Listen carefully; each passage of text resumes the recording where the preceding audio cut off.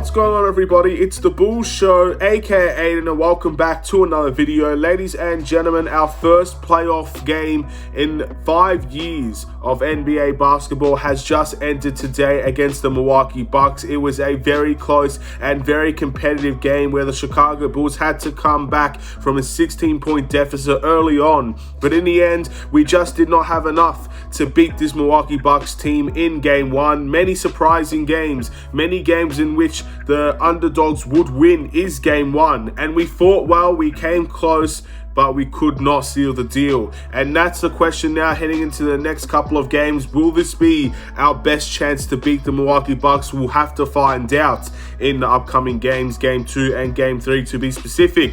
But before we get started, please like and subscribe to the Bulls Show, turn notifications on, and let me know in the comments below your thoughts about the Chicago Bulls and the Milwaukee Bucks game today. Who's your player of the game for the Chicago Bulls? What are your chances looking like? What are the Bulls' chances looking like for game 2?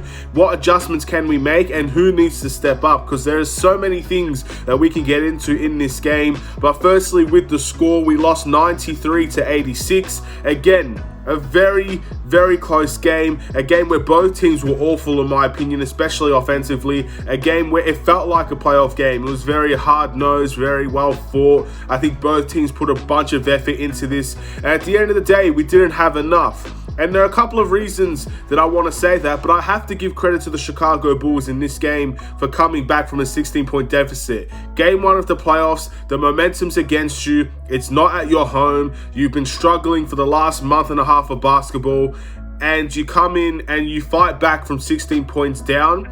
It's an incredible feat, in my opinion, and I really feel like the Chicago Bulls gave almost everything they had in this game to try and walk away with the win.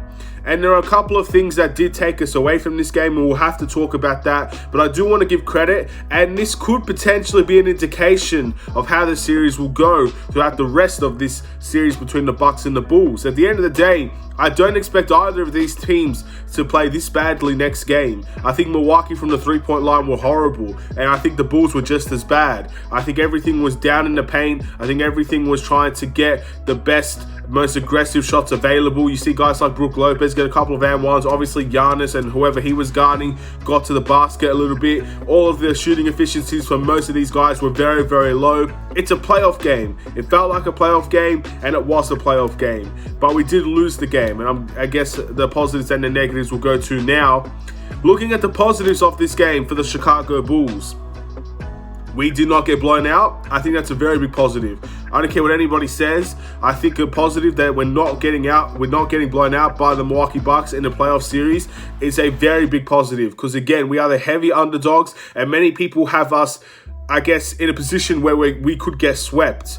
If every game is going to be like this, or at least it's this close, you're going to get your chances to win. And we had our chances to win today. So not getting swept, huge added bonus for the Chicago Bulls. I thought some of the guys that probably we didn't expect to see, I guess, a good step up from, we ended up seeing. For example, I think Coby White was the big one today, where he actually stepped up, and I didn't expect him to do that. I didn't expect him to get that many minutes. At the end of the day, when he is delivering like that, he was the only guy on this team, I believe, that shot 50% from the field. That's something that we're going to need. You're going to need players to step up. I think him and Tristan Thompson were the only players off of this bench to score, and we did play a lot of those guys a little bit under 10 minutes. You expect a little bit more from some of those guys.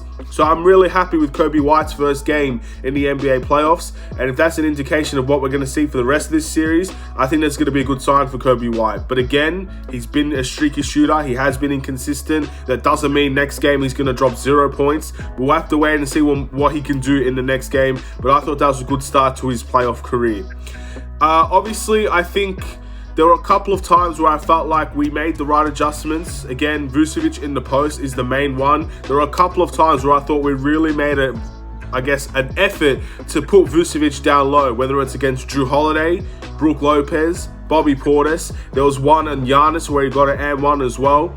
I think that's how we're going to start to win these types of series, because they don't have massive shot blockers. Brook Lopez, as big as he is, he's not that big of a shot blocker, despite him blocking Zach LaVine a couple of times. Giannis, again, he's not often going to be on Vucevic. I think that was just a couple of possessions here and there where he was. Jrue Holiday, obviously a point guard, mismatch easy. I think he could definitely take Bobby Portis in the paint as well. So at the end of the day, I think we need to see a lot more of that for the Chicago Bulls. And by far, Vucevic was probably the best player today. But you see two versions of Vucevic in this game specifically. You see that Vucevic, that all of his success in the paint. Again, the 9 shots that he made, 7 of them within mid-range or the paint. He was 2 from 10 from the three-point line. 10 three-point shots. And the question is that I want to ask, what happens if instead of 2 of 10, he was maybe 1 of 5, take away 1 3 that he makes, 1 of 5, and the rest of his shots, the other 5 shots, were in the paint? Where would the Chicago Bulls be at this point in time? Do we have a chance? Maybe this would be an overtime game. Maybe we would be winning this game. Stuff like that. So I think 2 from 10 is awful for Vucevic. But when he was down low, so much success and so much ability as well. Now, in saying that with Vucevic, I guess one of the reasons as to why we lost this game was because of not being able to deliver in the clutch moments. For example, that Vucevic missed layup. We're talking about him making so many shots in the paint. I guess that last one really hurt deep for the Chicago Bulls because it was a point-blank layup right in front of the rim off of his own offensive rebound. No one really contesting it. Misses the layup. And again, the Bulls have always been that team against the Milwaukee Bucks that haven't been able to finish. That's a prime example. And then the worst one of them all, Zach LaVine's 3-point shot to try and tie the game early in the shot clock. No real rebounders there to try and compete for the ball. And that is probably the worst shot to take in that situation, in my opinion. It's contested. It's not an easy shot. It's not a catch and shoot. Look, Zach LaVine, in my opinion, he wasn't awful.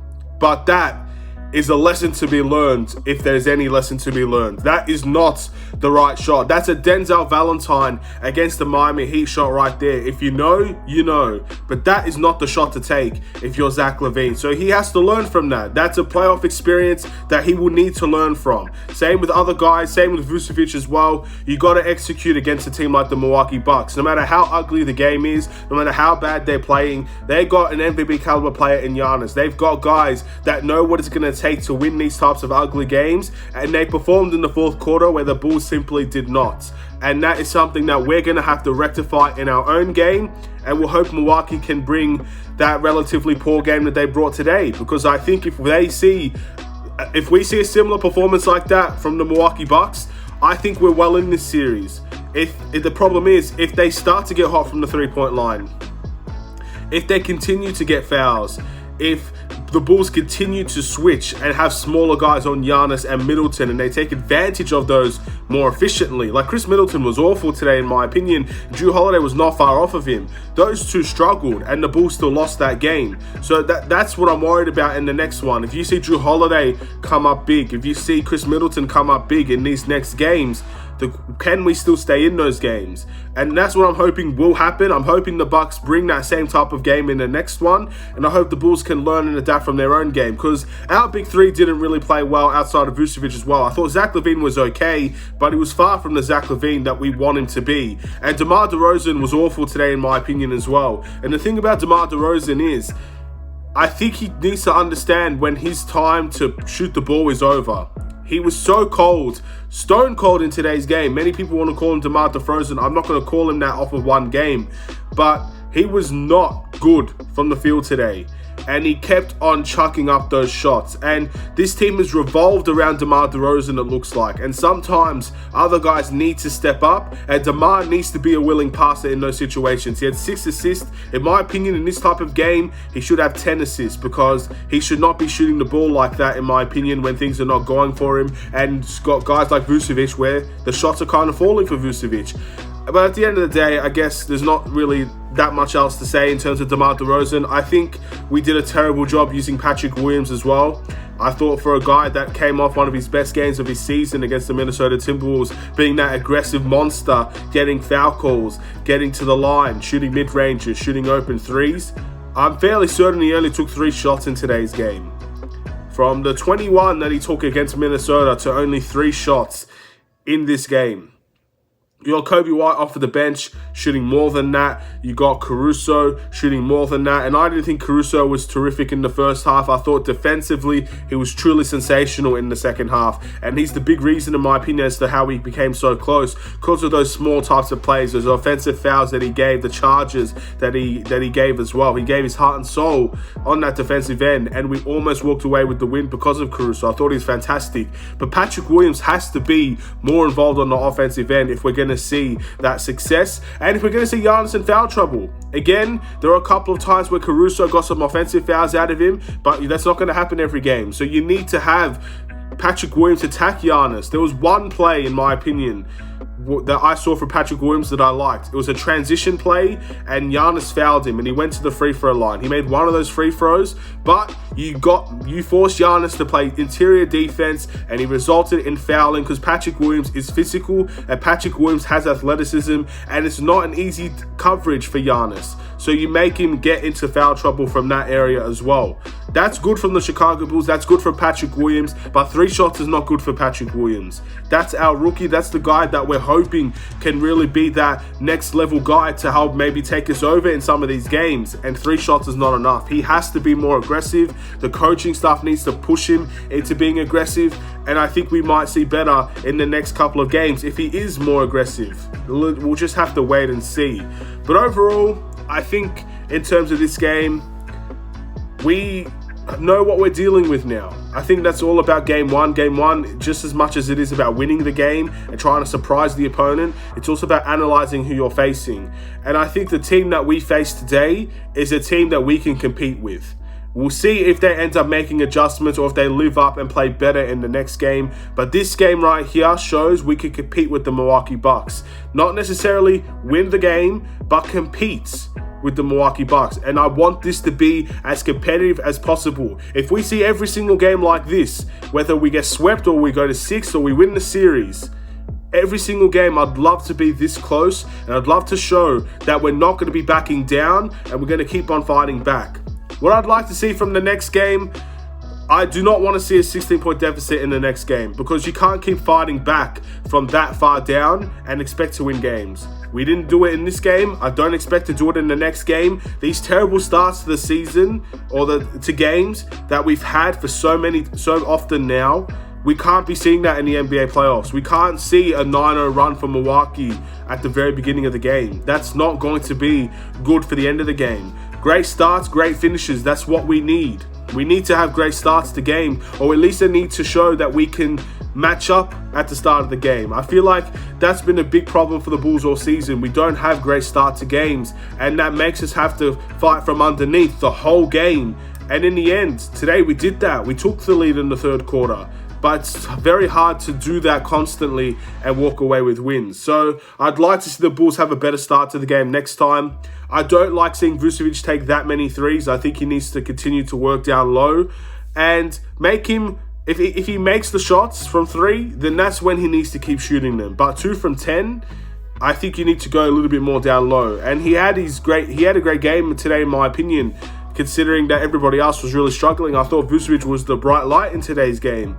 But 2 from 10 is not good enough from 3-point land, in my opinion. Let's see him go down low a little bit more. Let's see what he can do from there. I think Patrick Williams and Alex Caruso in the starting lineup needs to do more on the offensive end. Alex Caruso, nice off-ball cuts, really nice. Made some big threes as well. But in the first half, he was non-existent from the offensive side of things. That has to change. Same with Patrick Williams. More aggression from Patrick Williams. Get into that paint and force your will upon them. Go to that mid-range. Again, the 3-point shots that he took today, I can't complain about them. But at the end of the day, I'd like to see Patrick Williams get more involved in the offense. Kobe White, I'd love to see Kobe White have a very similar performance in this game. From this game to the next game, I'd love to see him have that 12 to 15-point performance on 50% efficiency. That'd be very nice, in my personal opinion. I'd like to see that out of Kobe White. I'd like to see Demar Derozan and the big 3 in total play better. I think Vucevic, if he has a very similar game next game, when you have on top of that Demar playing better, and definitely Zach LaVine playing better as well, better shot selection, better ball movement, running out in transition. These are all the big 3's responsibilities. Because because at the end of the day, they are the ones that dictate the play more than anybody on this team. So when Zach LaVine gets the ball, push it up and see what you can get out of it. Same with Demar, same with anybody that gets the rebound. See how far you can get in transition. And that's something that I'd like to see for the Chicago Bulls going forward. But the big three has to do better. And mainly I'm talking about Demar and Zach LaVine. I think Demar and Zach have to be much better if we're going to win these types of games. Again, the ugly games where both of them struggled, we kept in that. But once again, when Drew Holiday and Chris Middleton play better, how do we counteract that? You have to have Demar play better. You have to have Zach LaVine play better. That's the only way this series is going to be competitive the whole time. And I will have to wait and see. I'm not sure if I could trust both of them to really play better. I hope Demar can shoot better next game. And Zach LaVine, I don't know. This is his first playoff experience. I don't know what he's going to be like in a couple of days' time in Game 2. I don't know if he's going to show up, shoot those incredibly tough shots and make them these times around. I don't know. We'll have to wait and see with that one as well. I'm not going to give too much of a must-improve type of vibe in this type of situation because I feel like the minutes and the adjustments kind of play a big factor. So I'm always going to be picking someone from the starting lineup most likely. So in this game, again, I probably will give one, but I'm not going to give too much of a reasoning. Everything I need to say I've already said. My must-improve is personally going to be Demar.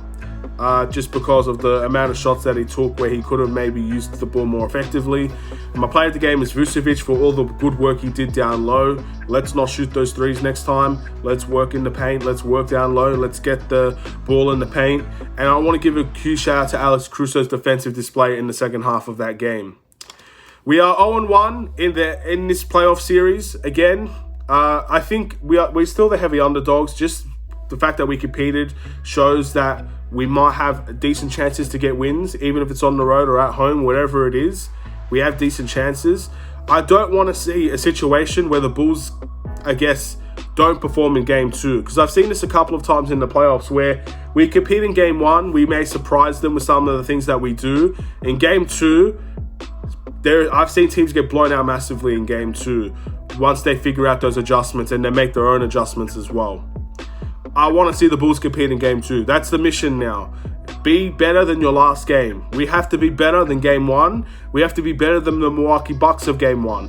And then we have chances to win. I want to be competitive in Game 2. Again, I've seen a couple of times in the NBA playoffs, the teams that are favored to win, or teams even that are not favored to win. In Game 2, that's when the blowouts, is when the big leads, the big deficits become too hard to overcome. So we need to compete from the very beginning to the very end in Game 2, and then I'll feel a little bit more confident going home at the United Center to try and take a game from them there. We'll have to wait and see. And if we win one on the road, that's mission accomplished. That's what we want to see. We want to see the Bulls win a game on the road. That's going to be a huge added bonus for the Chicago Bulls if we could do that, because then it's up to us then. We have home court advantage after that. So that's going to be big for the Bulls. We'll have to wait and see if they can deliver on that as well. 3 days for them to rest, recover, analyze, assess, and hopefully bring their A game for Game 2. We'll need to see it if we're going to walk away with the win there. Thank you for watching. Please like and subscribe if you're new. I'll see you in another Chicago Bulls video, ladies and gentlemen. Have a wonderful and safe day. Feel free to drop in the comments below what you thought about Game 1 and the adjustments that we made and didn't make and stuff like that. It's always interesting to hear what other people have to say, and we'll have that conversation. Have a wonderful and safe day. Stay safe, stay healthy, stay tuned for more. Take care.